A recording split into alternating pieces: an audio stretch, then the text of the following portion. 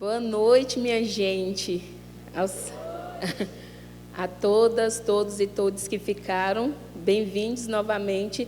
A gente está aqui com o Vinícius. Eu estou trêmula, estou com a perna bamba, a voz tremendo, porque, sobretudo, um elenco preto retinto na tela, ele diz muito para uma espectadora como eu, preta retinta, e também fazedora de arte. Bom, estou aqui com Vinícius Nascimento. Prazer, Vinícius. A gente vem trocando ideia ali dos bastidores, dos corredores, entendendo um pouco o que é esse processo Opaió, mas aí eu vou passar a bola para Vinícius e já deixar o microfone à disposição de quem quiser e tiver a vontade de falar, mas mais para a gente saber mesmo como que foi esse processo, sobretudo para um ator que é negro, nascido no Pelourinho, que vem fazendo está na cena, vem fazendo teatro, vem fazendo arte, sendo insurgente, né? E arte, para a gente, pessoas pretas, é uma ferramenta de luta. Então, Vinícius, me conta aí como que é esse processo que, como diz Nego Bispo, teve o seu começo, teve o seu meio e teve o seu começo de novo, né? Então, o Opaió 2 é o novo começo de Opaió que era Cosme e agora vem como Toco. Conta pra gente. Boa noite, gente. Tudo certo? Feliz em estar aqui em Brasília, prestigiando aqui o Cine Brasília. Sobretudo, ver essa casa cheia, eu vi até gente sentada no chão ali. Gente, isso é muito bom para o cinema brasileiro, sabe? Não está sentado no chão, mas está isso aqui lotado, está cheio. Então, para quem não me conhece, mais uma vez, eu sou Vinícius, sou ator desde os 7 anos de idade, que foi no próprio Opaió, onde eu comecei a fazer arte, comecei a fazer cinema. Estou incluso com felicidade fazendo tudo isso. Hoje, eu com 25 anos de idade, quase 15, 16 anos de obra e de carreira também, por conta do próprio filme, me vejo numa perspectiva de, ali no lugar de telespectador, como você me perguntou, para mim é agonizante eu estar ali vendo uma coisa que eu participei e tudo mais, mas às vezes eu paro e penso, cara, é pertinente rever tudo isso e é uma forma de eu me reafirmar como uma pessoa preta, sabe? O Opaió não é só humor, não é só brincadeira, não é só piadinha, a gente ficar rindo e tudo mais. É gostoso, mas eu acho que é muito mais válido da gente olhar para aquilo ali e ver que o Opaió também é protesto. O Opaió é para falar sobre os nossos, sobre mim, sobre ela, sobre vocês, sobre as críticas pertinentes que tem nesse Brasil, sabe? E eu, como venho de comunidade, eu sou um artista preto, eu sei das dificuldades que eu preciso, infelizmente, tenho que passar, porque eu acho que é por conta desse filme que a gente vem tendo voz para falar, e eu estou aqui nesse palco por conta desse tipo de movimento, sabe? O Opaió, na minha vida, é tudo, né? Inclusive, foi o que me deu um pontapé inicial. Eu era uma criança, eu acho que, não sei se vocês lembram da parte 1, eu fiz o Cosme, o filho de Dona Joana, o mais novinho, que morre no final, e dessa vez eu venho com outro personagem. O Opaió é muito sobre um pedido do público, sabe? Já rolava um namoro desde 2014, 15, sobre as possibilidades de volta desse filme, né? De existir essa parte 2. E o público cobrando, eu me tornei meme na internet. Isso foi algo que se perpetuou muito. E por conta dessa cobrança do público de querer o filme, de querer que acontecesse, veio à tona. Aconteceu, a primeira parte foi gravada na festa de Iemanjá em 2019. Por conta de burocracias, né, teve que ser pausado o filme e voltou novamente a ser gravado em 2023 ou 2023 que eu gravei, não foi? Não lembro não. E aí a gente voltou, fez essa parada toda acontecer, mas é muito mais sobre a cobrança do público.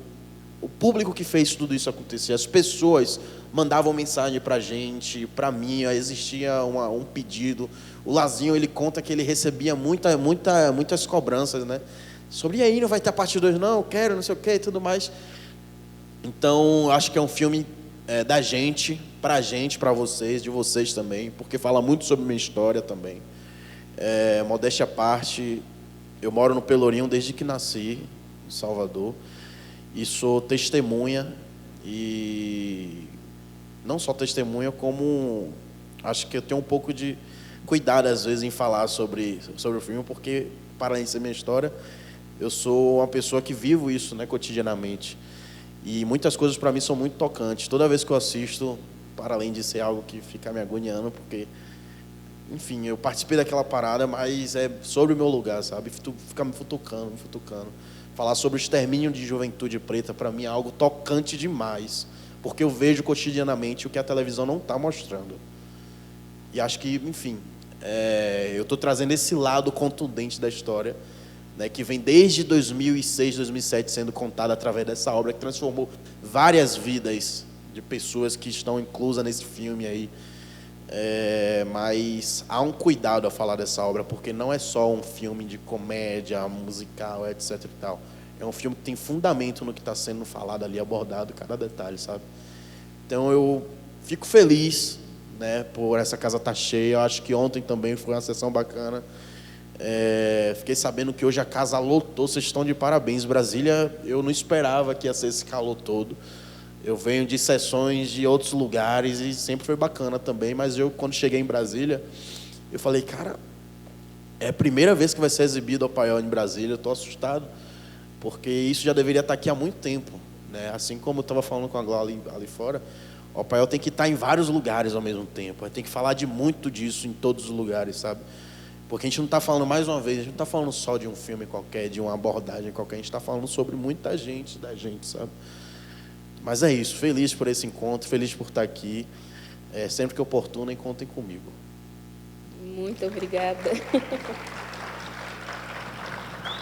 Vou iniciar com minhas perguntas inquietantes, né? E vocês fiquem à vontade para ocupar o microfone. E Vinícius, eu quero entender um pouco onde que te inquieta, onde que a arte junta, imbrica com a vida, onde que conflui. Você nasceu dentro do Pelourinho, o filme é gravado no Pelourinho, e como que é esse trabalho artístico, né, de distanciamento do ator? Isso rola? Como que aconteceu esse processo? Vindo de Cosme, que era uma criança, e aí agora você faz o Toco, que já é um cara adulto. Como que é isso? Junto, entendendo a estatística, entendendo que somos a população que mais morre, né, no Brasil. Como que você, mentalmente, como que isso conflui dentro de você também? É meio complexo, né? Mas difícil. É isso mesmo, gente. A música do carnaval vai ser Pernabamba, né, lá em Salvador. Eu estou de Pernabamba aqui. Porque eu fico assim, na verdade, quando eu pego um processo que me toca. Eu fiz A Beira do Caminho em 2009, 2010, e falava sobre Duda, que é um menino que perdeu o pai, ele não teve a presença paternal, e ele queria conhecer o pai dele, ele ia para São Paulo, etc. e tal, a mãe morreu. E para mim foi um processo delicado, porque eu também sou filho de mãe solo, eu não tive pai, e falar sobre os nossos gatilhos é algo que mexe com a gente, né? Eu não sou uma pessoa que faço terapia constante, mas mexe comigo. E esse filme mexe comigo falar sobre isso, sobre uma criança que acaba sendo baleada pela polícia, mexe comigo a gente falar sobre racismo. Eu já fui abordado em porta de cinema para falar sobre filme meu. Eu já passei por coisas que é muito chato, às vezes a gente está cobrando o que pode ser dado de graça, sabe? E há um distanciamento assim a nível psicológico da gente entender que ali eu estou falando sobre um personagem, sim. E a nossa equipe tem muito cuidado quanto a isso. A gente tem uma preparação de atores, a gente sabe lidar com essas questões. A minha perspectiva, né, de quem está dentro da parada, que está ali vendo tudo acontecer, é sobre... Quer descansar um pouquinho? Falando muito rápido, né? Não, tranquilo, só não deixei, né? A minha perspectiva como uma pessoa que está ali incluso na parada, vendo tudo acontecer, é de que a parada está dando certo, que está rolando o tempo todo. Por que eu estou falando de mim, velho? Apesar de doer um pouco certas coisas, mas é só assim que a gente consegue, né, trazer tudo à tona e as pessoas entenderem e pouco a pouco se reconstruírem. Porque eu acho que talvez alguém aqui nessa sala não entendeu alguma coisa. Mas eu acho que é só voltar, assistir de novo, ou rever suas atitudes e posturas, porque o filme traz um pouco disso, né? Então, para mim, ao mesmo tempo que é inquieto ver isso, porque eu estou ali, para muitas pessoas deve ser também, porque por horas já praticaram alguma coisa que a gente abordou como, não, isso não, tal, não sei o quê. Mas vai se corrigir a partir desse momento, ou sei lá, né? Mas, voltando à sua pergunta, para mim, nessa perspectiva de que está dentro, há um cuidado sim na parte da criação, da construção, tudo mais, tal. E entendo perfeitamente que a gente está com um papel muito importante quanto sociedade, quanto artista para a sociedade, de trazer à tona uma parada que vai formar muitas opiniões. Obrigada, gente. Agora é o momento de perguntar, aproveitar quem assistiu, quem não entendeu e quem tem questões, tira dúvida, crítica, elogio, é hora Sempre rola, isso aí sempre rola. A oportunidade é agora, né? Alguém? Ali, ó. Boa noite a todos, todas. Eu sou a Marina Flores e sou brasiliense, mas sou apaixonada pela cultura baiana, pela Bahia.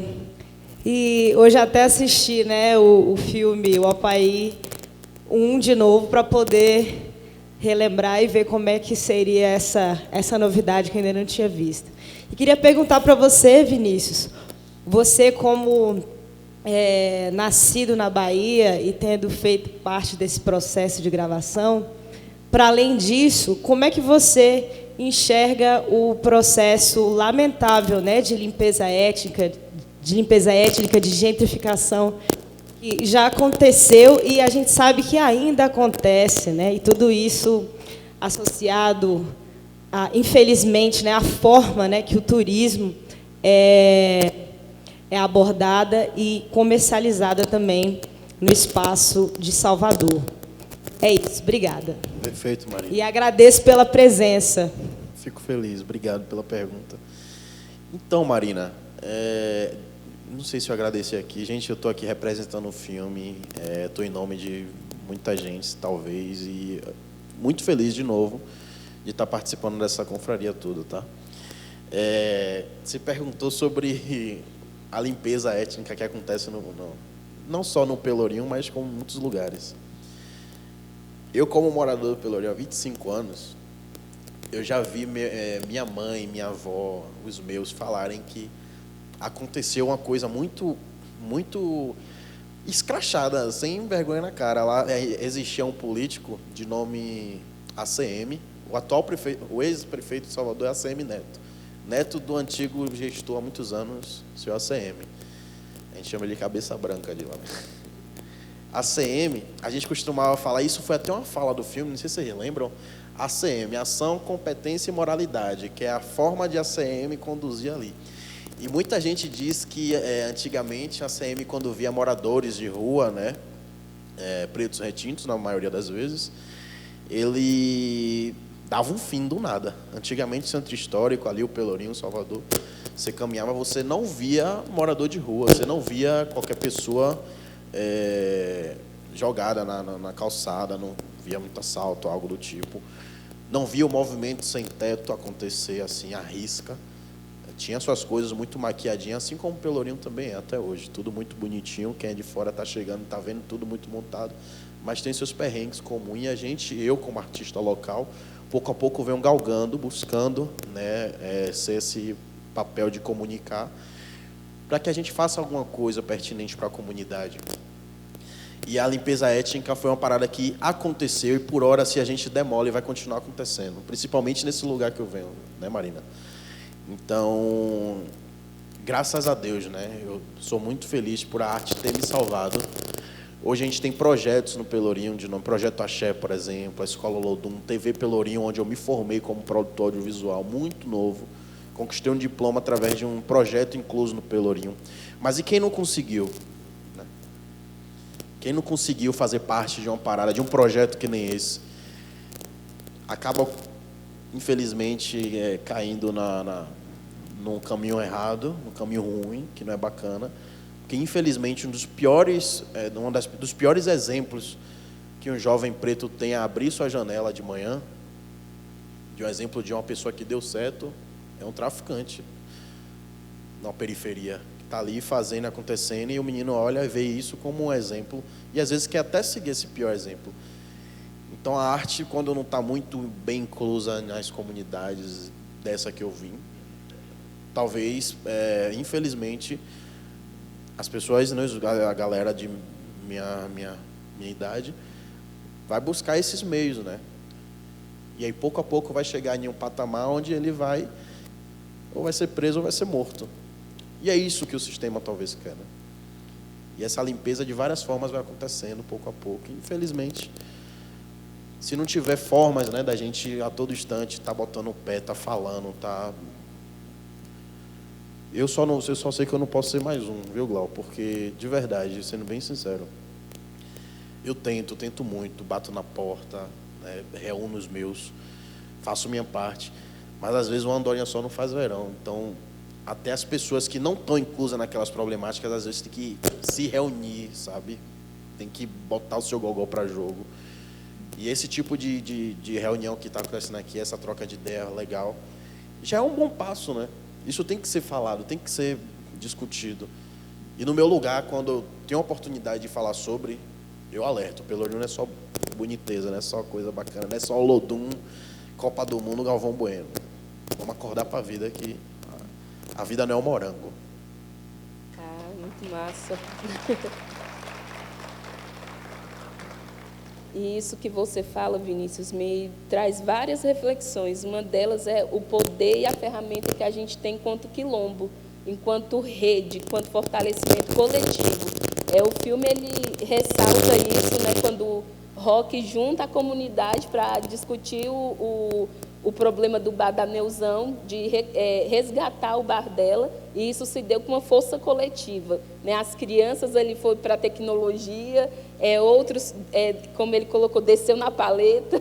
Então, assim, o poder que existe quando a gente faz junto, quando a gente faz de nós para nós. Eu também venho de uma trajetória de projeto social, de arte coletiva, de teatro de rua, ver o teatro do Olodum, do bando do Olodum ali dentro também do processo, entender que a gente se encontrou em Cavalcante e ele falou, só vai dar certo se a gente for junto. Então, esse poder coletivo de sair do lugar de esperar que as coisas aconteçam, né? E fomentar com que isso aconteça, ir junto, pensar pauta, criar. O filme ele traz também bastante diversidade, ele vai trazer religião, ele vai trazer vários temas que interseccionam com cada um que está ali dentro do processo, vivenciando o processo, né? E aí eu queria que você também falasse um pouco sobre isso, esse processo de trazer os orixás, esse processo de contar com esse poder ancestral. Como que foi isso para você, enquanto esse agente que estava lá também conduzindo? Se falou sobre ancestralidade, o filme fala muito sobre isso, né? Sobre religiosidade, apesar de trazer Dona Joana ali como uma pessoa, uma evangélica, que dentro do patamar dela, por hora ela também acaba indo ali apelar pro candomblé. Eu sou suspeito de falar sobre religiosidade porque eu, Vinícius, eu sou muito praticante do culto afro, do candomblé. O nosso filme, ele, na primeira parte, falou sobre carnaval, tudo mais, as temáticas ali abordadas na festa, e aí o filme foi sendo rondado sobre aquilo, teve seus protestos e tal, mas esse específico, a gente toma muito a festa de Iemanjá como uma possibilidade de ganhar o Bar de Neuzão de volta, e é sobre esse tipo de temática que a gente vai parmeando e passeando sobre muitas coisas. Eu sou iniciado no candomblé, sou Ogã, sou um Tata Chicaringoma, sou Alabi, sou filho de Tempo Coxum. Eu não ando sem minhas coisas também. Aonde é que eu vou, eu estou acompanhado o tempo todo. Sou muito suspeito, mais uma vez, de falar sobre a nossa ancestralidade. E acho muito importante, toda vez que uma obra cita, não só, até de forma pejorativa, né, às vezes, pelo menos está citando. Isso aí é um outro tipo de discussão, mas o filme é muito feliz em trazer, de forma bela e poética, a nossa ancestralidade, né, o culto afro, e não só isso, né, o pertencimento que a gente tem em falar com tranquilidade, né, de estar tranquilo ao falar que não, sou de candomblé e tudo mais. E é sobre isso, até porque é tudo preto. Eu não sei se eu iniciei minha fala dizendo sobre uma fala que tem no filme, acho que é de Rock, ele fala de compre preto, venda preto, faça preto. É basicamente isso. E botar isso ao pé da letra, né? E a galera que é branca se sente inclusa, não no sentido da melanina, mas pelo menos das ações, né? De abraçar essa causa, de respeitar, de fazer sua parte como pessoa. E vamos nessa, gente, um passo de cada vez, é realidade. Eu acho engraçado quando você fala as pessoas brancas se sentem inclusas, né? E aí quando a gente vai para a cena, a gente vê que o Boca, ele se sentiu muito incluso, né? Ele se sente tão incluso que ele acaba ali dominando, ele acaba se sentindo o rei da cidade. Então ele tem, eu não sei se por essa supremacia branca, esse voucher de ser uma pessoa branca, de adentrar os espaços e achar que pode mandar e fazer do jeito que ele quiser. Então tem uma cena dele com o Rock também, que o Rock confronta ele, né? Porque quando ele fala, Boca, eu também não sangro, eu também não sou gente, assim como você. Eu queria que você dissesse um pouco também sobre essa cena, porque o Boca, ele também anda com as guias dele no pescoço, né? E como que é isso, assim? Essa cena, inclusive, Lázaro e Wagner, acho que é de mentira. Os caras é de mentira. Mentira, não existe, não. E foi uma cena feita à base de improviso, né? Pelo que eu lembro, Lázaro contou uma vez que essa cena é uma cena que ele já leu em algum livro, uma parada assim, e transformaram isso em cena e tudo mais, e a reação do Boca no final responder daquela forma.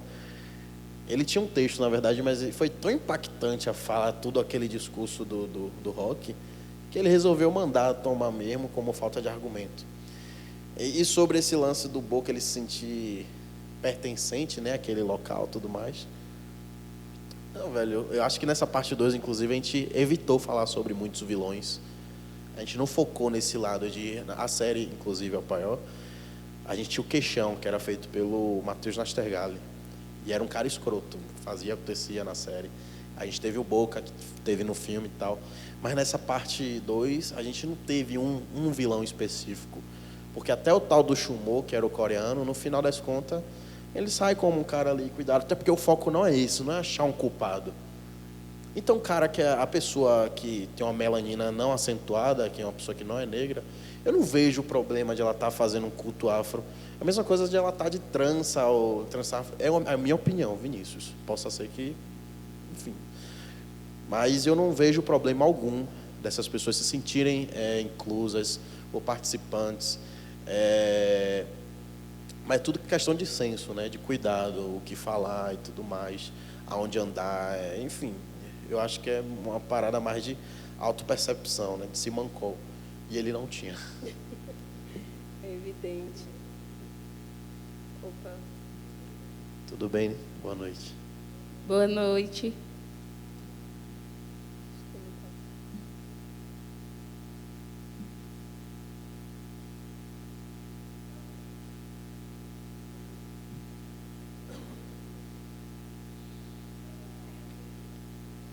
Sim.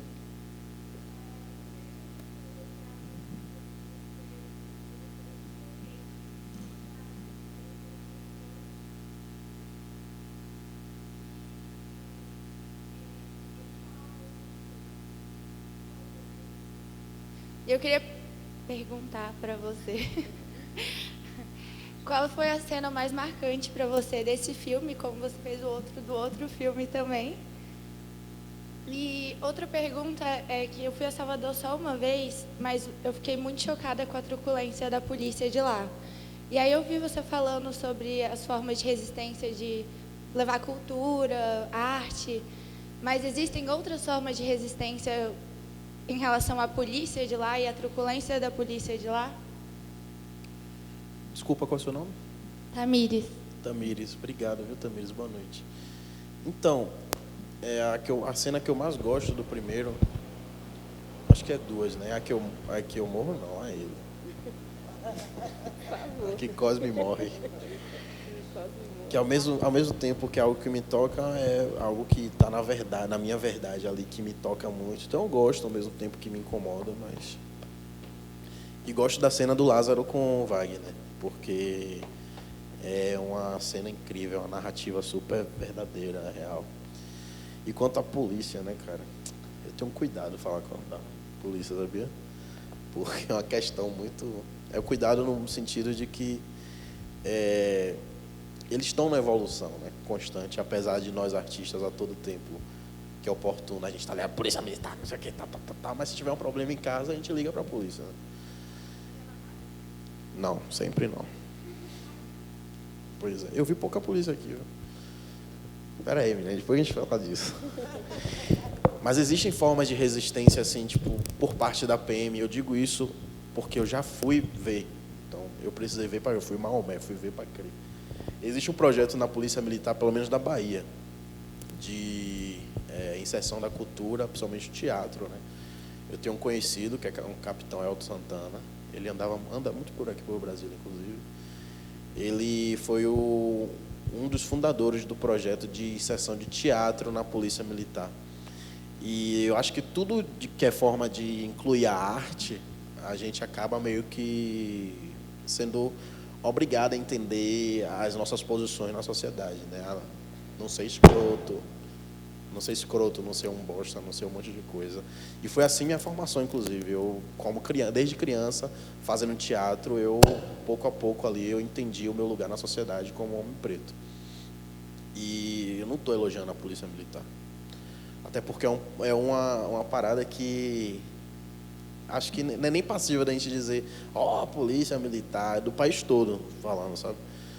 Mas é valorizar pelo menos a tentativa que deveria estar sendo feita há anos-luz, de entender, né, que essa truculência não é mais pertinente, nunca foi, na verdade.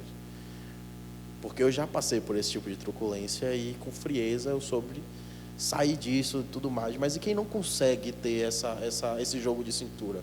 Agora, carnaval mesmo, você não tem noção do que é que acontece na avenida. De um cacetete que toma sem querer, até de umas tapas impertinentes porque você estava no caminho do cara. Então, eu acho que tem que existir um diálogo com a Polícia Militar, sobretudo da Bahia, com essa questão de truculência e força. Lá no Pelourinho, por exemplo, tem muita gente que, hoje não mais, mas durante um tempo tinha muitos jovens de rua que, foi aquela onda que eu falei na estante, né? Eles assediavam muitos turistas, né, pedindo trocado e tudo mais, às vezes eram até violentos. E, de contrapartida, a polícia respondia no mesmo tom. Hoje em dia não tem mais tanto disso, inclusive eu convido vocês, né, a irem visitar o Pelourinho quando estiverem por lá. Vinícius, estou aqui, a gente vai lá tomar cerveja junto. Mas existem iniciativas que eu já presenciei, já fui no Centro de Formação da Polícia Militar, o BEP, Batalhão de Especialização em Policiamentos em Eventos, que é onde acontecem muitas coisas e a gente olha assim, que é isso, Polícia Militar? Eu já fui lá e já dei esporro em menino que estava se formando, eu também sou menino. Mas existe uma iniciativa por parte deles, se é cumprida, se é feita na prática ou não, eu não sei dizer para vocês se isso está rolando. Mas que existe uma possibilidade de tentativa, existe, mas aquela coisa, às vezes, é dizer que está fazendo, estou fazendo, viu? Mas a gente sabe que, no fundo, se a gente não segurar a nossa onda, a gente vai tomar por cima, velho. Oi, Vinícius. Oi, Clau, que bom poder te ver. Muito tempo que eu não te via. Saudades. Meu nome é Ludmila Santiago e eu não tenho muita certeza se você vai conseguir me responder tão bem, mas não se sinta também pressionado pela pergunta. Mas eu trago algumas questões que, pela primeira versão, né, essa discussão ela não era latente.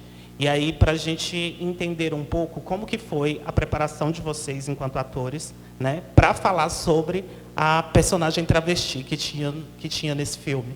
Tudo bem que há 15 anos atrás essa não era uma discussão latente, mas hoje se discute muito, né, que nós, transexuais e travestis, pudessem ser interpretados por nós mesmas, né? Não com um processo muitas vezes estereotipado de quais são esses corpos, de quem são esses corpos ou essas corpas, para que a gente também não reforce, né, esse preconceito, essa tirania sobre as nossas vivências e as nossas existências. E daí eu sei, né, entendo perfeitamente que, como você colocou, 15, 16 anos passaram, então é muito tempo para essa discussão também, se referindo à época, ela não ser a discussão que é hoje, mas entender se vocês, enquanto atores, né, e preparação de elenco, passaram ou perpassaram por isso, e se você, que não é uma pessoa trans, que não vivencia a personagem travesti naquele momento, se você consegue entender essa retórica, e se isso para vocês foi uma questão de trazer a personagem ainda por um ator, né, que interpreta uma travesti. Desculpa, qual é o seu nome? Ludmila Santiago. Ludmila Santiago. Boa noite, obrigado, Lud. Lud, é uma intimidade já. Essa é boa. Eu gosto da pergunta, apesar de eu não ser a melhor pessoa para responder, sendo bem transparente e sincero. Você perguntou sobre se eu vejo pertinência, né, em tudo isso. Eu vejo. Só em você fazer essa pergunta, você já está trazendo uma questão muito legal de ser tocada, porque a gente não fala só sobre tudo isso que eu já trouxe, né? Existe uma consciência por parte do elenco, da equipe e tudo mais, e existe um discurso muito bem feito por parte de quem está acostumado a responder esse tipo de questão, que é o próprio Liu Harrison, né? E por hora, quando quer se identificar com a própria Liu Harrison, assim a gente se refere a ele ou a ela. É meu amigo íntimo, minha amiga íntima, e assim eu me refiro a ele quando ele quer ser chamado, quando ela quer ser chamada. E o Liu, um dia desse ela falou comigo uma coisa muito massa. A gente estava no Pelourinho dando um rolê e tal. Ele falou: amigo, eu não me incomodo com esse tipo de questionamento e tudo mais e tal. Eu sou o que eu quiser ser, o que eu puder ser, o que tiver dentro de mim, do meu coração. E eu acho que a pureza que ela traz, né, na interpretação de Yolanda, e ao chegar e sair, quanto ator e quanto personagem, é algo que só cabe a ele, né? Só cabe a ela, por hora, trazer esse tipo de resposta, de argumento. Eu não seria a melhor pessoa para trazer essa defesa, essa narrativa, essa resposta, porque não é a minha realidade, não é o que eu vivo. Mas eu acho extremamente importante a gente falar sobre isso. Acho extremamente... Eu queria ter uma pessoa aqui agora, a própria Liu, inclusive, poderia ser, para a gente ficar a noite toda falando sobre, e eu aprender um pouco mais sobre esse tipo de discussão. Mais uma vez, eu não sou a melhor pessoa para trazer à tona esse debate, mas respeito totalmente o movimento LGBTQIA+. Eu quero aprender muito, estou por aqui. Inclusive, eu acho que 20 e poucos % do meu público ali que me acompanha assiduamente no Instagram é esse público, que eu tenho um carinho imenso, inclusive. Estou ali todo santo dia recebendo boas voltas, né, boas mensagens bacanas, e estou por aqui, mais uma vez, para aprender um pouco mais sobre esse tipo de debate. Não é onde eu costumo passear, mas respeito totalmente o movimento e quem traz à tona esse tipo de discussão, para que a gente aprenda, né, e mais para frente, eu como artista, como ator, já fui convidado. Eu não sei se vocês sabem, eu participo agora dos Farofeiros 2, que já estreou, eu acho. Eu faço uma breve participação. Eu fui convidado a fazer parte de um personagem, trans. Eu não consegui, na verdade, trazer eu me senti incomodado, na verdade. Eu não consegui fazer a parada. Eu fiz até umas seleções e tal, mas não rolou. Enquanto eu estava fazendo a seleção, eu me senti muito incomodado de estar num corpo que não me pertence, sabe? Não consigo ter aquela vivência, tampouco consegui ter tempo de fazer um bom laboratório. Então, acho que é muito complexo, sim. Mas eu vou devolver uma pergunta. Será que a gente só vai conseguir fazer também personagens que a gente já tenha vivido? Porque eu já fiz coisas que eu nunca precisei viver, mas fiz. Eu sou ator. Eu posso fazer um papel de médico, eu posso fazer um papel de advogado, mas também entendo perfeitamente que existem atores e atrizes trans que poderiam estar nos seus lugares, sim. Perfeito. E mais uma vez reforço que eu não sou a melhor pessoa para a gente conversar sobre isso, mas estou aqui aberto para aprendizados. Inclusive, me contactem, @atorvinícius. Fale: ó, Vinícius, aquilo que você falou, eu acho que poderia ser assim, tal, que eu vou anotar nas minhas coisinhas, vou botar embaixo do meu travesseiro para entrar em minha cabeça de qualquer jeito. Tamo junto. Ai, minha gente, Ludmila, só trazendo inquietação, Arrasou. Né?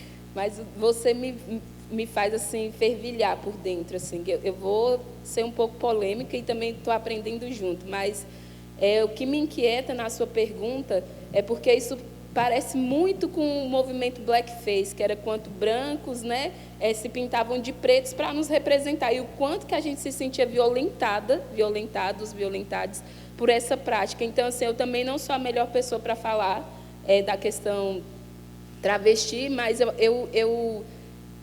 posso imaginar esse lugar de o outro, a outra está representando esses corpos, e o quanto que isso é uma violação, inclusive, de direito. Eu costumo dizer que a arte, ela tudo pode, ela tudo fode também. Então, a gente está dentro desse processo de tentar descobrir até onde é o limite, até onde a gente pode ir. Assim como a gente foi com o movimento negro, como que a gente pode ver essas outras pautas que nos custam muito caro, que é muito caro para a gente. Então, o filme, ele destaca, né? A gente tem um elenco grande de pessoas LGBTs. E aí, dentro desse elenco, assim, todas representadas dentro desses corpos mesmo. Não tem uma terceira pessoa, um exemplo, né? Uma pessoa hétero fazendo o papel de uma travesti.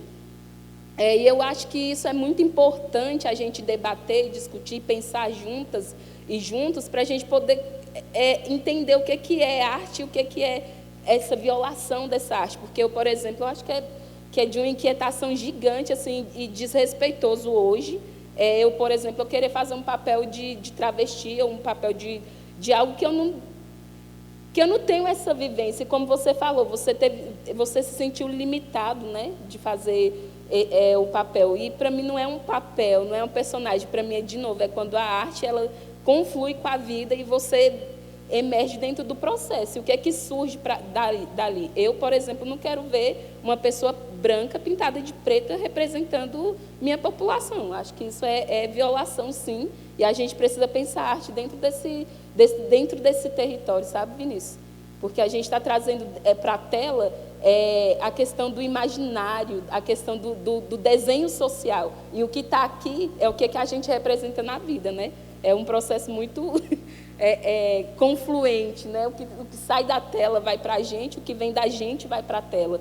Então, assim, qual o imaginário social a gente quer desenhar? E a gente não quer mais voltar dentro dessa história de que a gente não existe, esses corpos não existem. Então, quando eles são representados, eles não estão dentro da cena, podendo estar dentro da cena atuando ali, então acho que acontece algumas violações, sim. E a gente, enquanto ator, enquanto preparador, enquanto fazedoras de arte, a gente precisa pensar essa questão, acho que mais do que nunca, né? E o mundo, a sociedade, ela está puxando a gente, ela está falando, bora pensar junto, né, galera? Porque tem coisa que fica muito feio. E o Paiol não faz isso, acho que ele traz um elenco assim cabuloso, um elenco forte, um elenco que tem propriedade do que está fazendo, e por isso que ele é muito bem feito. E assim, da direção de uma mulher preta sapatona, que é Viviane, então é de respeito, né? É o Paiol, né, gente? Viva Viviane. Opa, bora lá. Boa noite, pessoal. Boa noite, Vinícius. Boa noite. Acho que a minha pergunta é mais sobre mais um questionamento político-social. Eu tive em um breve tempo na Bahia, passei pela Chapada Diamantina e vi algumas cenas que eu posso dizer no mínimo estranhas. Uma dessas cenas foi ver um amigo meu artesão, que ele era artesão, um artista de rua, estava comendo um marmitex na frente de uma loja e foi muito destratado por outro homem também negro, como ele. E aí é que vem essa questão para mim, que eu acho que em certos lugares, como até a Bahia, onde a população é bem mais negra do que branca, não é como aqui em Brasília, onde a população é bastante branca, não existe só uma segregação racial, e sim uma segregação social, onde até pessoas negras se sentem no direito de humilhar outras pessoas negras por causa da sua classe social e não pela sua cor de pele. E aí é mais um questionamento sobre isso, sobre como você se vê nessa situação como um homem negro que mora na Bahia, que eu não sei como foi a sua vida antigamente, de que situação social você veio, mas hoje talvez você se encontre em uma situação social melhor, e como você vê todo esse processo de lá até o momento atual que você... Eu me vejo distante, viu? Longe desse tipo de gente, não vou mentir.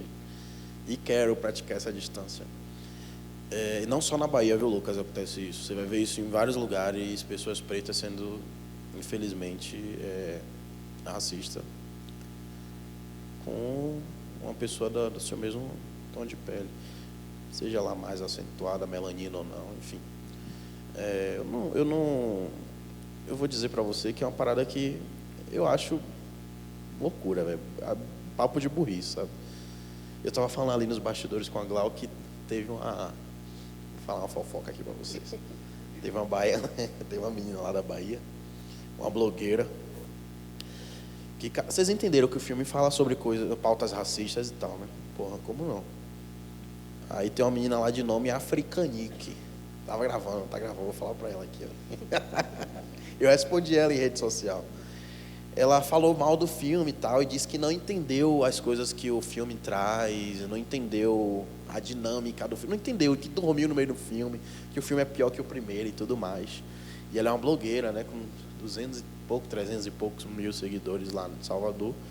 E, de certa forma, ela influi para aquele público dela, é influente para aquela galera, né? Se você fala para 300 cabeças, 300 mil pessoas que estão vendo, o que você estiver falando ali vai entrar no ouvido de alguém ali, as pessoas vão achar que é certo, porque você está falando ali com uma pessoa que está todo dia na internet. Aí tem que ter cuidado com o blogueiro, viu, velho? Ave Maria. Ela falou isso sobre o filme, só que o que me incomodou não foi ela ter trazido a opinião dela. Eu sou um cara que sou muito receptivo. E ela falou isso em aberto, ela não falou para mim. Só que eu vi que ninguém estava respondendo ela como deveria. E eu fiz uma observação que ela é uma mulher preta que carrega o nome de perfil Africanique e não entendeu aonde é o lugar dela ali naquela obra. Porque eu acho que está falando sobre ela. Ela é uma menina de comunidade, sabe? Desculpa até a exposição. Falei o nome da menina e tudo, gente. Mas ela não entendeu a viagem, sacou? Ela não entendeu em que lugar ela pode se colocar ali, o que é que ela poderia transformar daquela parada e trazer para ela e falar, ó, gente, eu me sinto representado, não sei o quê. Mas tudo bem, talvez seja esse déficit dela ainda.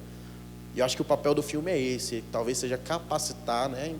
Infelizmente, a gente tem que falar como se ela fosse uma criança. Mas, enfim, não estou falando dela em específico, estou falando sobre ela, uma pessoa preta... Cadê ele? Ah, estou te vendo agora. Se é uma pessoa preta e que não se coloca, por hora, como uma pessoa que deveria ser essa praticante, né, dessa defesa como mulher preta para os seus, né, de onde ela vem, algo do tipo. E isso, te digo de novo, é algo que você vai ver no país todo. E eu acho que é falta de construção mesmo, né, individual, de cada um entender o seu lugar, e falta também de mim, Vinícius, eu aqui, trazer esse tipo de discurso à tona e tornar essa forma de ser influente para os meus algo que eu vá botando para fora. E cada um ir fazendo pouco a pouco, é como se a gente fosse virando a página, cada um por vez. Pode completar, fica à vontade. Eu estou aqui querendo complementar um pouco o que você está dizendo e respondendo também a você, Lucas. Existe uma questão muito latente. Primeiro, o oprimido não pode fazer papel de opressão, não tem como. Não tem como a gente se auto-oprimir. Existe uma questão que se chama letramento racial. E, infelizmente, a questão racial no Brasil,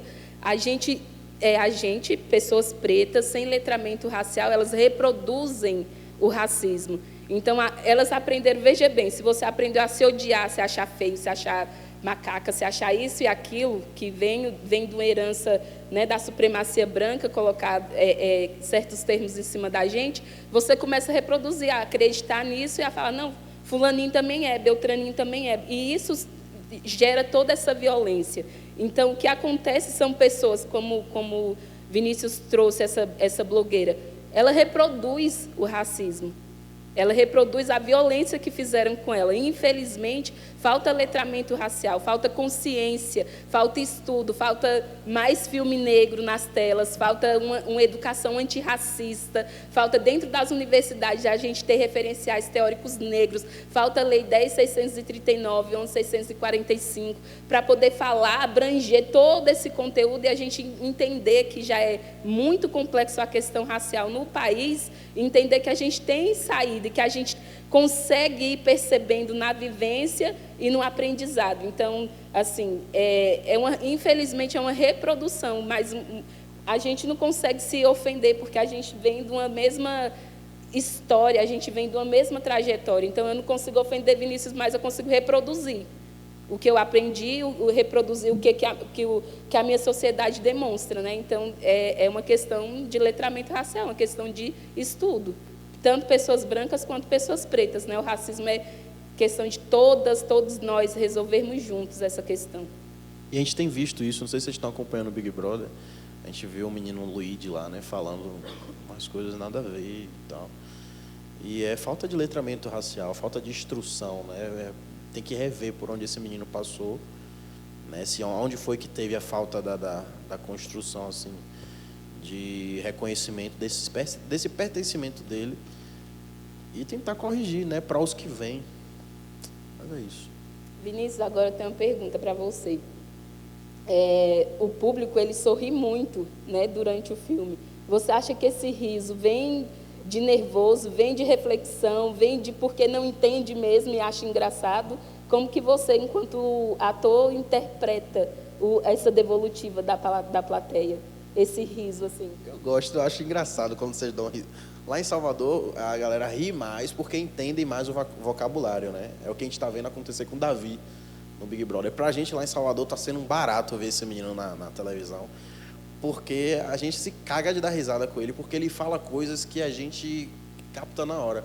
Mas eu não sei pra galera que é de outra região, como é que tá olhando, tá vendo, né, esse expressar dele, né?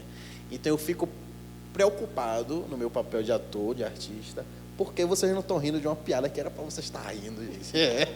Mas eu entendo que é regionalidade. E a gente até tentou, durante o lançamento do filme, fazer um dicionáriozinho, né, do nosso vocabulário, algo do tipo. E aí um repórter uma vez perguntou para a gente se a gente não achava muito... É descansar, não, pai, você está trabalhando, viu? Se a gente... Ele perguntou se a gente não achava o filme muito estereótipo, muito grande, e as pessoas falam muito escrachado, algo do tipo. E não sei se foi Lázaro ou se foi Jorge que respondeu, enfim. É o que acontece em Salvador. É isso, gente.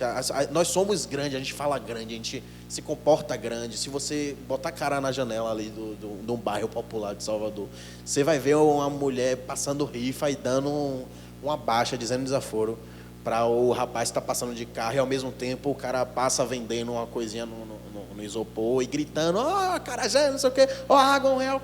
E a gente é assim, a gente é elétrico, a gente tem essa força de expressão.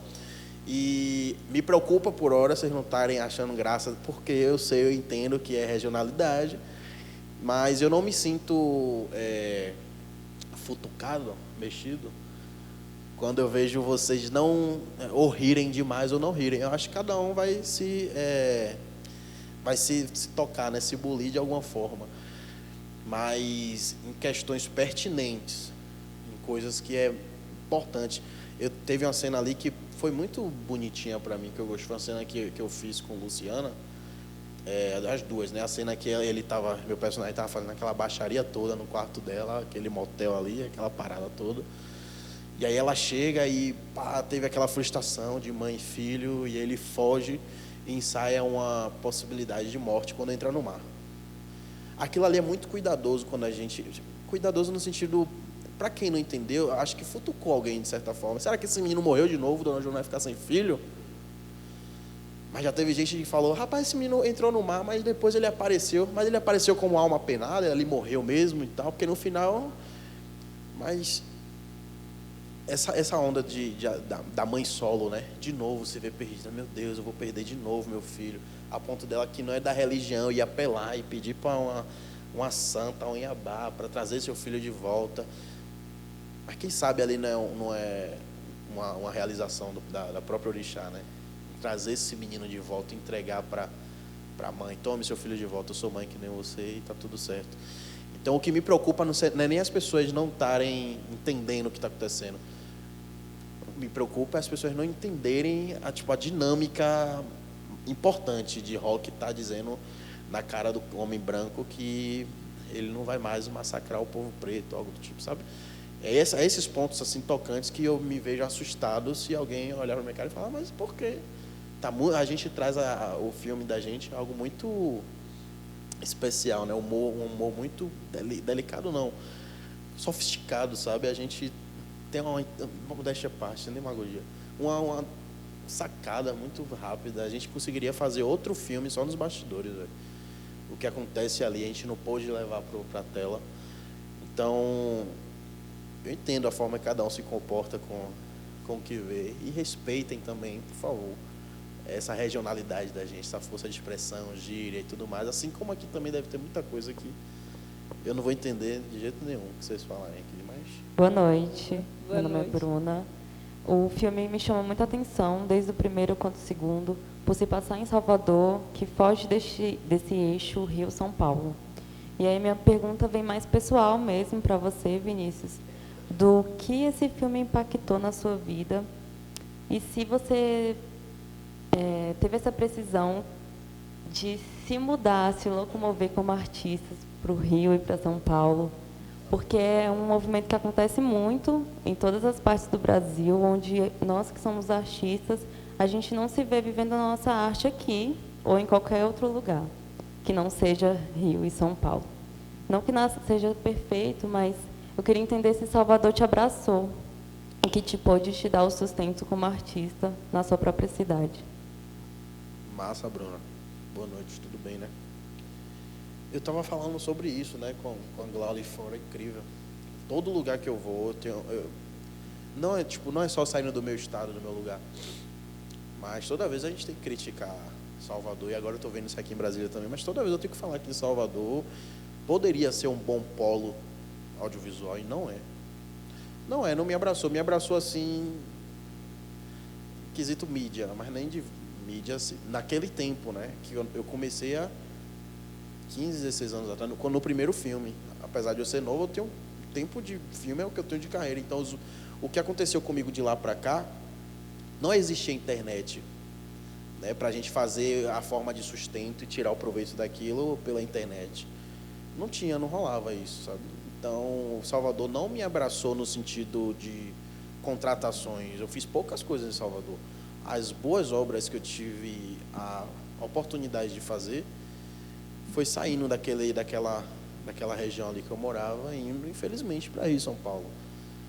Não saí de Salvador, não deixei de morar lá, no Pelourinho, sobretudo. E estava falando com a Glaulia fora agora, que, infelizmente, eu estou tendo que me ver no lugar de ter que sair para galgar novas possibilidades, mas estou com um pé muito firme, porque o meu coração não deixa, minha consciência diz que é o melhor. Mas a gente já vê algumas iniciativas, já vê algumas coisas acontecendo. A Viola Davis foi lá em Salvador há pouco tempo, disse que queria montar um polo audiovisual lá, com uma produtora audiovisual com parceria lá em Hollywood. Massa, só de ela ir lá, pelo menos, de alguma coisa, né? E falar de audiovisual, mas se ela vai fazer ou não sei. Vou botar meu currículo. Mas vamos lá, né, gente? É horrível, tá? Não está rolando, não está acontecendo ainda e poderia ser melhor.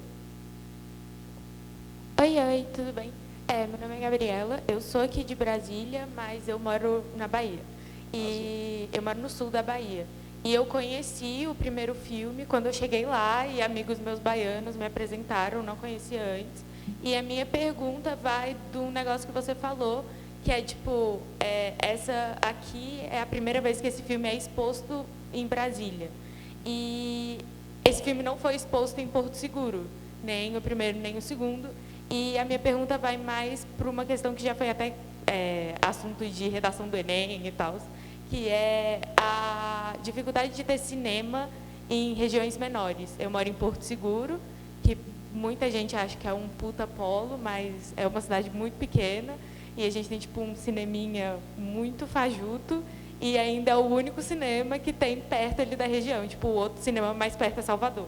Então, eu queria, tipo, perguntar a sua opinião sobre isso mesmo, sobre essa dificuldade de acesso ao cinema no país e, principalmente, a dificuldade de exposição de um conteúdo baiano na Bahia, entendeu? Tipo, de pessoas da Bahia não terem acesso a esse conteúdo com facilidade.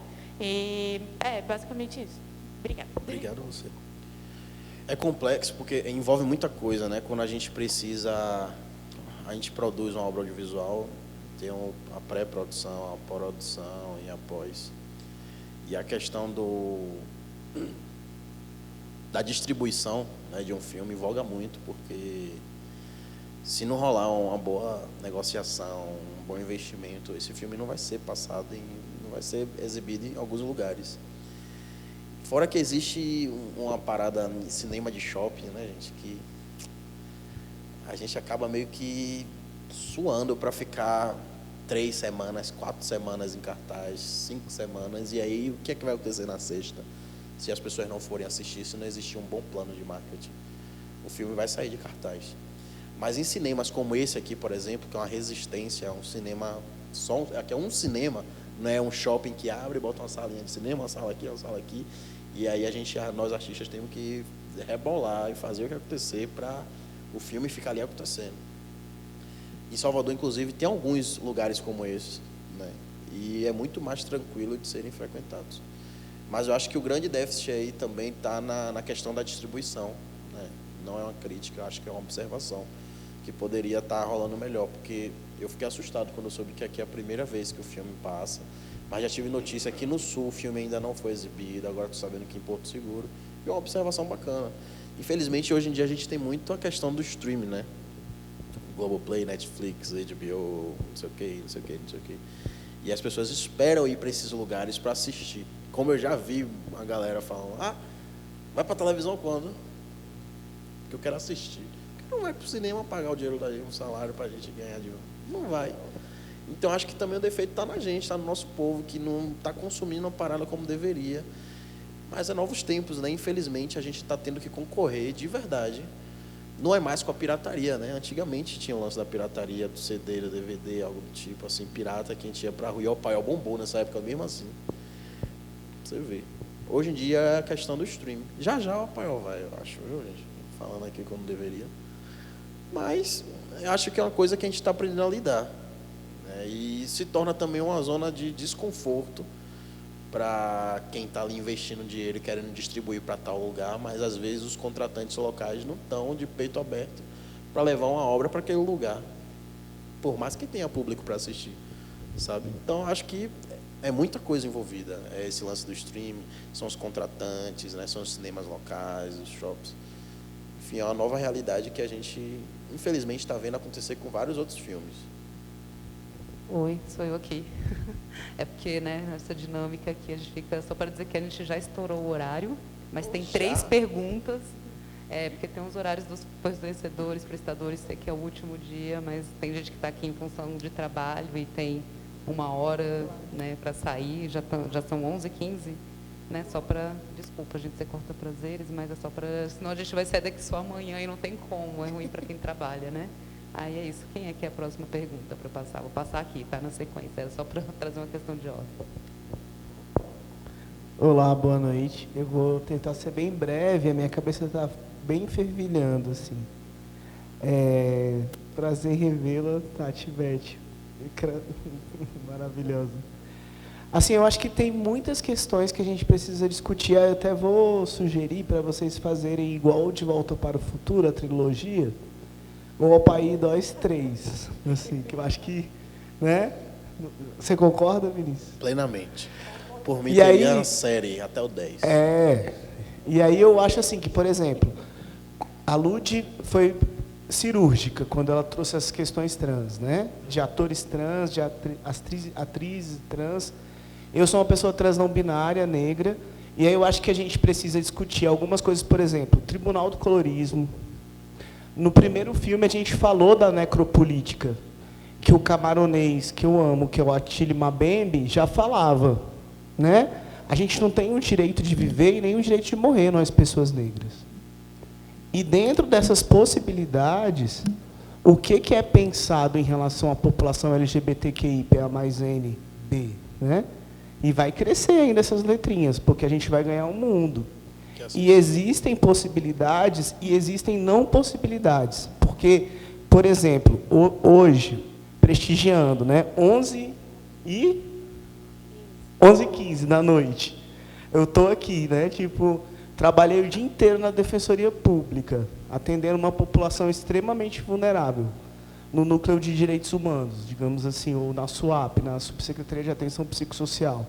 Se eu estou aqui hoje, é porque teve uma representatividade ancestral que veio de África e que a gente atravessou o transatlântico e que minha avó, eu não estou falando de gente longe de mim, não, a minha avó foi vendida por R$54.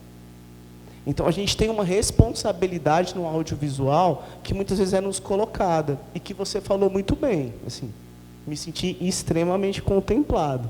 Mas, assim, eu queria trazer sugestões que a gente continuasse falando da diversidade religiosa, o que você acha, né? Assim, queria ouvir a sua opinião. Das questões LGBTQIAN+, com mais propriedade, eu acho que a assessoria que a Ludmila falou, ela é essencial. E a gente tentar interracializar e interdimensionalizar as nossas dores.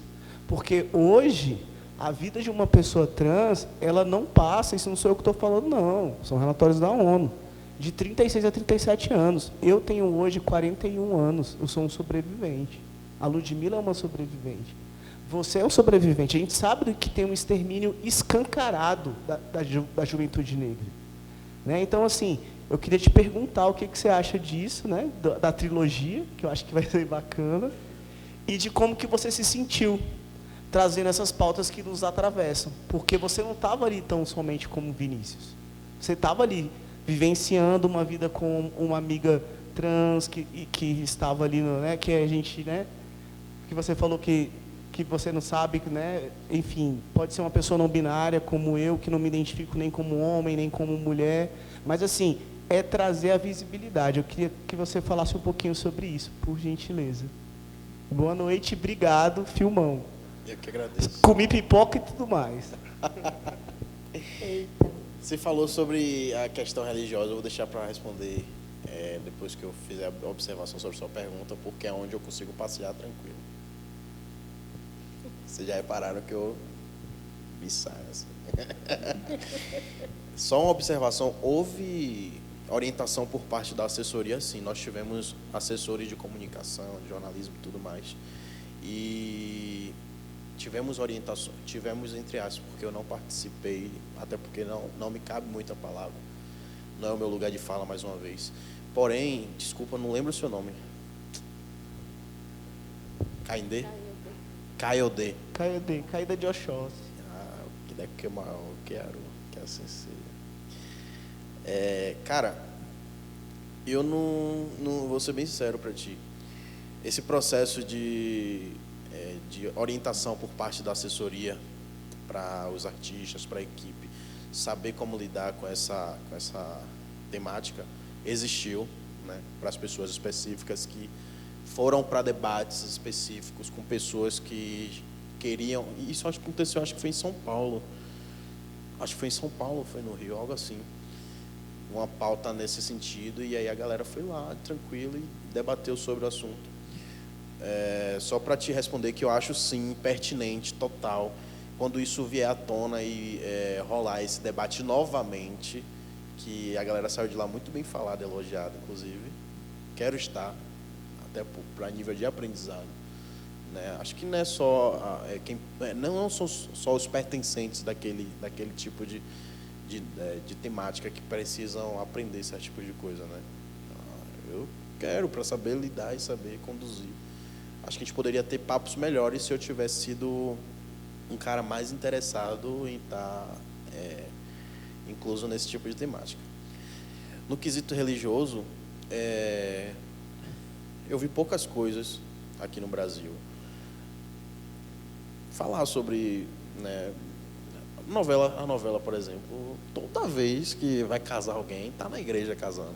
Minha filha eu vou batizar no candomblé. E eu fui bem instruído isso há pouco tempo, porque eu estava viajando, velho.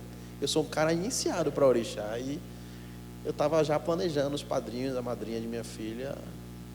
Não, a gente tem que ver em que igreja vai batizar. Meu pai de santo olhou para mim, oxe, eu não estou te entendendo, você é um homem iniciado, está com esse tipo de discurso e tudo mais.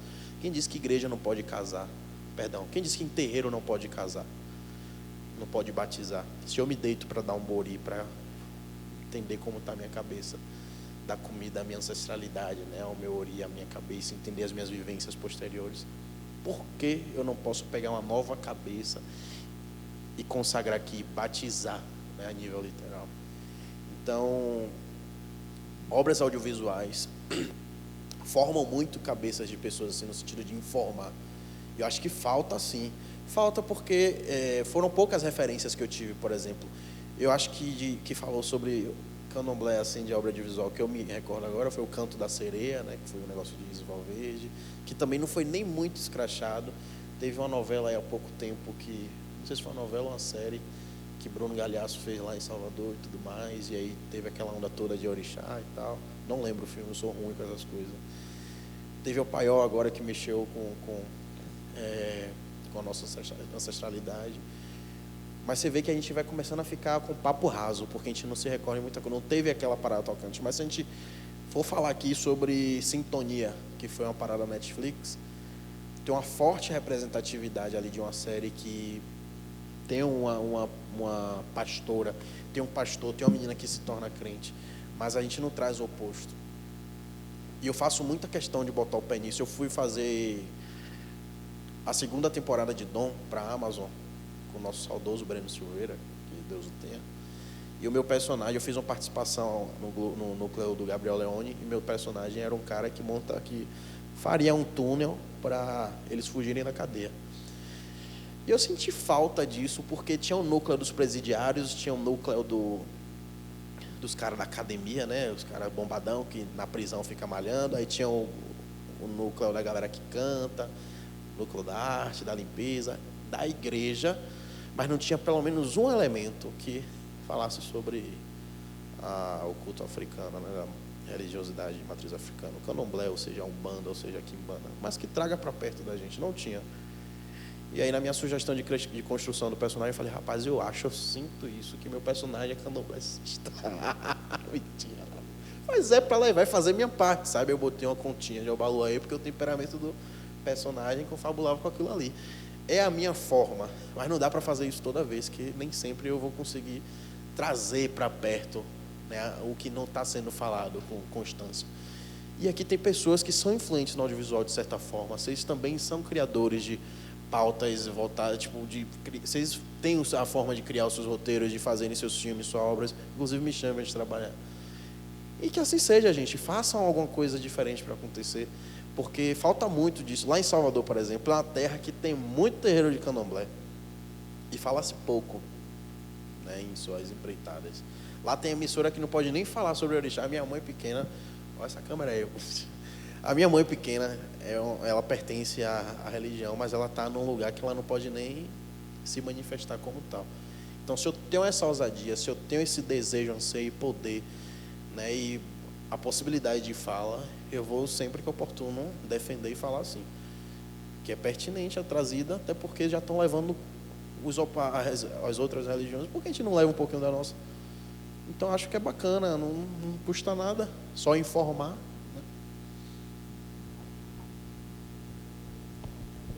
Oi, boa noite. Meu nome é André. Essa é uma pergunta rapidinha, mas eu queria começar falando um pouquinho de onde eu vim. Eu sou daqui, mas eu sou da Ceilândia. Então, eu nunca falo que eu sou brasiliense, eu sou ceilandense, porque ser da Ceilândia é lembrar que a minha avó veio para cá para trabalhar e rodou aqui, rodou ali e parou nessa campanha de erradicação de invasões, né? E tinha alguém que vendia coisa na rua, meu avô na construção caiu, quebrou as costas, minha mãe virou enfermeira, passou um tempo, eu pude estudar numa escola particular, criado por uma mãe solo, eu pude ir para uma faculdade. E estar na Ceilândia me faz pensar um pouco sobre toda a jornada desse pessoal. E eu não queria fazer uma pergunta, mas um pedido assim, de olhar para o íntimo, de como foi para você também estar num lugar onde tem uma carga de geração. O filme ele fala sobre encontros de gerações. Você é um homem jovem, você está com 25, eu estou com 26. Você acabou de comentar que tem uma filha, eu ainda não tenho, eu penso nisso. Então eu queria realmente só ouvir de você, assim, essa carga de família, sobre essas gerações, esses encontros e os aprendizados que a gente tem. Porque vindo para cá até, eu levei mais ou menos 1 hora e pouquinho. Fiquei pensando bastante no caminho, né? Uma estrada longa, vários carros, mas também de como do lado da minha casa deu uma notícia que uma senhora foi atravessar, tá rolando muita chuva por aqui, e ela parou debaixo de um ônibus, e a galera correu para ajudar. E chegando até aqui é outro esquema, né? Mas eu só queria escutar de você mesmo isso. Obrigado. Prazer, querido. Obrigado a você. É tocante, é muito... E aí quando fala disso eu já fico já mexido. Eu estava assistindo isso aí na hora, eu vi o vídeo, é muito foda. Enquanto você estava falando, eu fiz uma contagem rápida aqui de quantas casas, né? Quantos movimentos sem tetos no perímetro ali de onde eu moro tem. São 13 no Pelourinho. E tem gente que não sabe que existe o movimento sem teto ali no Pelourinho. Tem, e tem muito. E não é só ladrão, vagabundo que mora ali. Importância. Acho que você foi muito cuidadoso em trazer isso para mim, um mero mortal. A casa de manhã, a casa de minha avó Vera, hoje já rolou o lance do uso capião, velho. Mas naquela época, tipo, há 20 anos atrás, né, quando eu tinha apenas 5, que estava tudo muito prestes a acontecer a qualquer momento, que a gente corre o perigo ali no Pelourinho de perder a casa para o IPAC, ou para o dono se aparecer, que é o meu caso, há muitos anos atrás. O prédio da gente era de aluguel. O dono faleceu, nunca mais chegou o boleto. A família também não apareceu, mas a gente ficava naquela onda, velho, a casa agora praticamente não é nossa. Ninguém veio tomar, o que é que vai acontecer? Nosso caso foi light. Mas o caso de pessoas que moram na rua, tipo, mora mesmo, e vê uma brecha ali de um lugar desocupado, entra, e aí quando entra, chega um monte de órgão governamental para tomar. Não pode porque isso é aquilo outro. Entende? Então, acho que é pertinente, acho de extrema importância. Deveria ter um cuidado maior, né? Principalmente dos órgãos competentes. Mas não está rolando, cara. E eu acho bonito quando bota mesmo o negócio do bandeirão vermelho, MST, para respeitarem o espaço. E é sobre representatividade também. É sobre ocupar, é sobre estar, de falar da gente. E dali que tira muita coisa, inclusive.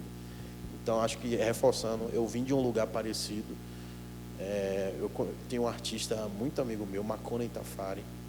É um cantor de rap, de trap, lá de Salvador. Estouradíssimo, faz show no Brasil todo, já veio aqui em Brasília várias vezes. E é nascido e criado até hoje, está ali no Movimento Sem Teto, lá no Pelourinho. E faz parte desse pequeno mapeamento que eu fiz aqui rápido. Então, acho pertinente, acho importante, com certeza. Acho que isso está... se a gente fala mais sobre isso, né? Só em você fazer essa pergunta, a gente já foi um ser pensante aqui, já futucou nosso coração de certa forma. E é isso. Eu que agradeço. Obrigado, viu? A gente vai agora para a última pergunta, aí se vocês quiserem depois já encaminhar para as falas finais. Oi, boa noite. Meu nome é Marina. Eu sou nascida e criada aqui em Brasília, mas toda a família do meu pai é lá de Salvador. Então, esse filme tem um certo significado para mim, considerando que eu assisti o primeiro com meu pai. Gostaria de ter assistido o segundo com ele também. Mas, enfim. Eu gostaria de perguntar para você, você falou bastante sobre ancestralidade e sobre toda a cultura baiana que esse filme mostra, e como você enxerga a representatividade de ancestralidade e cultura no futuro do audiovisual brasileiro e como isso poderia se espalhar pelo mundo, e não só em Salvador ou no Brasil especificamente, mas conseguir espalhar essa cultura para o mundo. Boa noite, obrigada. Arrasou, Marina. E eu estou no lugar certo para falar disso, porque eu não sei onde é a esplanada dos negócios que tem um monte de político. A gente podia falar, né, fazer uma iniciativa de não ter só a bancada evangélica, mas a gente fazer a bancada candomblé, da Umbanda, não sei o que. Vamos nessa. Eu acho que é uma boa iniciativa, a gente já começa a falar sobre alguma coisa. Mas falta pessoas também, né? Dizer, não, eu vou tomar isso para mim, eu vou na caixa dos peitos e tal. Eu acho que é um bom caminho a gente se jogar na política, mas nesse lugar, lá em Salvador, se eu não me recordo, tem um corpo vereador, né, um mandato conjunto de algumas mulheres pretas. Eu não sei se elas estão atuando como candomblecistas, em prol do candomblé. Mas isso é pouco falado. É pouco, se a gente tem dificuldade em debater, é porque é pouco comentado. É automático isso, né? Então, acho que é um bom começo a gente lançar isso para a política, porque só audiovisual não vai dar jeito, não. Até porque hoje não é a principal forma de comunicação. Não é audiovisual, é a internet. Né? É página de fofoca. Que a gente consegue saber o que está acontecendo rapidinho. Eu nem assisto o Big Brother toda hora. E sei o que está acontecendo a todo instante, porque eu abro o Instagram e estou vendo tudo ali. Então, acho que a gente usar da atualidade, das tecnologias em prol disso, mas não é eu, não é ela, não é você que vai fazer isso. Eu acho que tem que começar de lá mesmo, onde tudo pode acontecer, e dos artistas que se pertencem, que fazem parte desse culto, botar mais a cara, tá? Para se querem ver a mudança em alguma coisa. Porque é muito fácil a gente ver a vida mudar, a gente vê as coisas prosperarem, acontecerem, mas na hora de dar crédito a quem tem que dar, que é Exu, é Oxalá, Oxóssi, algum, a quem lá que seja, a gente não dá. Ou não fazer por onde, né? Não reconhecer e não botar uma para cima, poxa, graças a Deus. Deus é Deus, né? Mas também foi o Oxum que me deu. Entende? Então, acho que isso está muito sobre na gente que pertence. E em lugares como esse aqui. E falar mais sobre, abertamente. E se estiver na televisão, se você tiver 1 milhão, 2 milhões de seguidores. Falar, eu sou. Agora virou moda até falar que é. Mas não é falar da boca para fora. É agir também, é trazer para a gente, é modificar, sabe? Porque poderia estar... A gente sofreria menos se a gente falasse mais, eu acho. É isso, minha gente. A gente vai encaminhando agora para as falas finais de agradecimento. Eu, como já estou falando, vou fazer o meu agradecimento. Muito obrigada a todas e a todos pela escuta, pela participação, pela vida desse teatro, né, que caminha, que é insurgente. Tem muita gente por detrás das telas também fazendo acontecer. Então, é só celebrar mesmo esse momento da gente poder trocar e aprender juntas e juntos. Obrigada.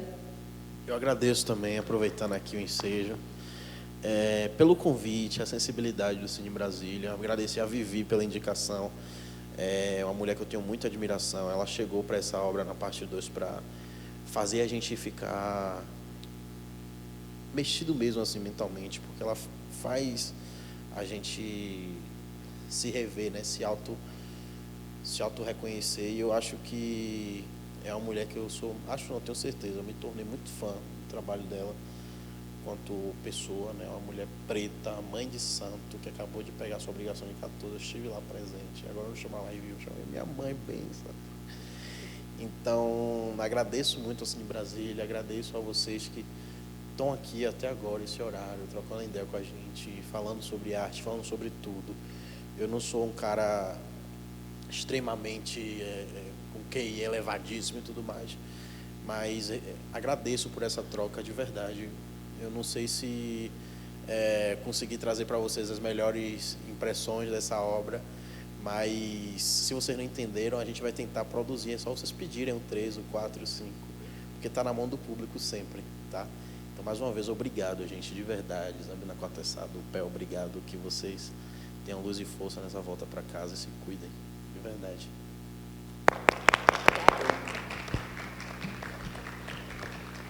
Agradeço, então, Vinícius, Lau, Tati, a todo o público, aos trabalhadores aqui do Cine Brasília que tiveram essa paciência aí para aguardar aqui o fim do debate, que foi maravilhoso. Eu só quero pedir, gente, que eu sei que acontece um momento de concentração no palco, mas como a gente já está bem avançado, vamos se encaminhar para o foyer, que lá é mais tranquilo, que os seguranças patrimoniais já fazem 24 horas.